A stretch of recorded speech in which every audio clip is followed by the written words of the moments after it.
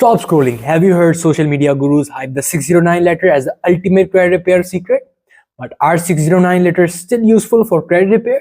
The answer isn't what those TikTok videos tell you. I'm about to expose the hidden truth behind the so-called magic credit fix, and trust me, once you hear what really happens when the credit bureaus get these letters in 2025, you'll know exactly when to run the other way. This is Funik Pra, where I uncover the money truths they don't teach you in school. And today I'm answering the question, are 609 letters still useful for credit repair, and why this viral credit hack is massively misunderstood and potentially dangerous for your score. And trust me, once you hear what the credit bureaus really do when they receive these letters in 2025, you'll know exactly when to use them and when to avoid them completely. Quick note, before we start, I'm not a financial advisor or attorney. I'm just documenting what I'm learning in my own journey to understand money. So take this as information, not a legal or financial advice. Brutal truth about 609 letters. Let's cut through the hype. A 609 letter sounds mystical, but legally it's very simple. It's just a request for information under Section 609 of the Fair Credit Reporting Act. It means you're asking the credit bureaus to show you the records, the sources, or the documents behind the entry on your credit report. It's not automatically a dispute. It does not erase anything, and the credit bureaus openly say this. A 609 request is about disclosure, not deletion. Section 609 gives you the right to see information. Section 611 is the law that makes them investigate errors. Many credit repair influencers call 609 a loophole. That's the myth. The reality, Section 609 does not say delete this. Experiance's own publication says the same thing. A 609 letter is often misrepresented as a way to remove negatives. But it's not a dispute letter at all. You can use the information to find mistakes, but removal comes from verification failures. In simple words, a 609 letter only works if the bureau cannot prove an account is yours. If they can prove it, nothing happens. Viral myth versus legal reality. On social media, 609 letters are marketed like a magic delete button. You have seen the claims. Send this letter and watch your credit score jump 100 points. This is not true. Credit bureaus don't panic when they see a 609 letter. They do not automatically delete things. In 2025, they deal with thousands of disputes per day. If you send 609 letter, they will do one of these two things. First, they'll contact the creditor, check their database, and pull the original documentation. Second, say we don't have the contract and remove or modify the entry. The key, most of the time they actually can get proof. So asking for documentation just confirms whether the account is legitimate. If they have proof, and it stays. If they don't, it drops. Social media never mentions this nuisance. So 609 letter can force removal of correct data. The bureaus only delete if they legally cannot verify the debt.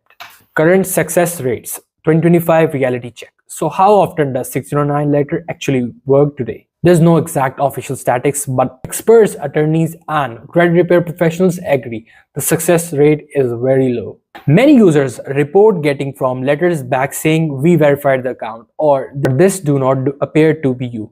Only the cases where documents are missing do you see results. Bloggers who track thousands of user reports claim 10 to 30% success rates are usually an old or questionable accounts, not on active loans or recent credit cards. Credit veterans even say no one can guarantee a 609 letter will work. And remember, if the bureau deletes something because they couldn't verify it, if the creditors later find the contract, the negative can come back. Bottom line, 609 letters are a long shot tactic, not a reliable repair method. When a 609 letter can actually help. Even though 609 letters aren't magical, they do work in few rare scenarios. Here are 3 types of accounts where you might see results. First, old or closed accounts with missing documentations. If a debt is really old, transferred multiple times, or original creditors lost the contract, letter might force a deletion, especially if there are old collections, medical bills, junk debt, and charge-offs past 7 years.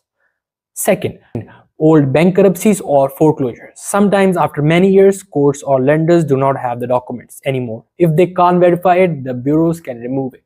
Third, identity error or mixed files. If the debt truly does not belong to you and the 609 letter reveals no documentation linking to it, the items must be deleted. But again, these are exceptions, not the norm. Accurate, verifiable debts will not disappear. Hidden dangers of misusing 609 letters. Here's what can go wrong if you use 609 letters improperly. First, time wasted. If the debt is legitimate, you just used up a 30 days cycle for nothing.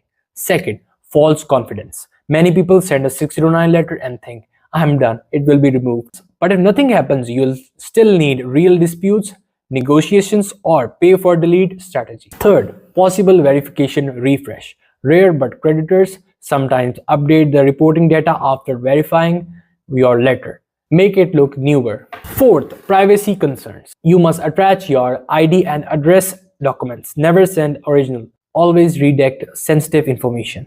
Fifth, bad templates threaten lawsuits. Don't use templates that make legal threats you cannot back up. Bureaus sees hundreds of those per day. They don't care. Step-by-step process, how to write a proper 609 letter.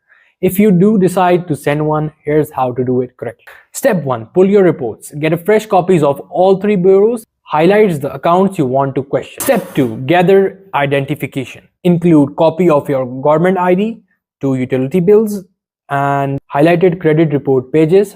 This prevents the "we can't verify your identity" excuse. Step 3. Write your 609 letter. Start with your information, then include a sentence like, I am exercising my rights under section 609 of the FCRA. Please provide the original source documents verifying the account. List each accounts clearly. First, creditor name. Second, partial account number. Third, balance. Then say, if you can't verify these items with the required documents, please delete them from my credit file. Step 4. Send it correctly. Send 1 letter per bureau. Use UCPS tracking or certified mail. Never sign with your full signature. Initials are enough. Step 5. Wait. The bureau has 30 days after receiving your letter. Don't call during these 30 days. And lastly, when the bureau rejects your letter, if they provide proof, the items will stay. Next step, section 611 dispute, goodwill request, settlement, pay for delete, or wait for natural aging. If they cannot verify, that's a win. They must delete it, and if they don't, send a section 611 dispute referencing their failure to verify. If they send excuses, send a follow-up letter with copies of everything again, referencing the first letter.